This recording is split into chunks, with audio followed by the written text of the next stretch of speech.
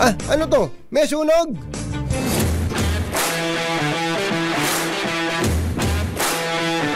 Meron po tayo mga kababayang nasunugan na naman. Sa Tondo na naman. Pambihirang patis ano. Awa-awa.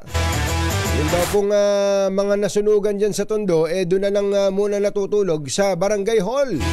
Alamin natin ang balita mula kay RH29, Boy Gonzales. Come in, Boy! Anthony, sa labas ng Barangay Hall, natulog dahil sa hindi sila magkasya. Natulog yung nasa higit sa 30 pamilya na nasunugan dito sa Pilapil Street, Tondo, Maynila. Ito yung sa barangay, itong barangay 31, barangay 51 sa Dagupan.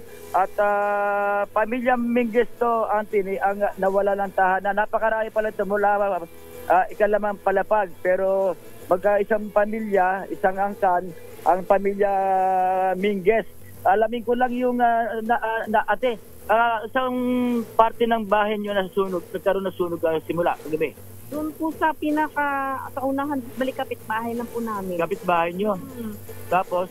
Doon po nagsimula ang sunog. Ang sabi at ang paniniwala ng ay jumper. At yun nga po. Tapos yung apoy papunta pa talaga doon sa amin. So tamang-tama. Nadamay kami.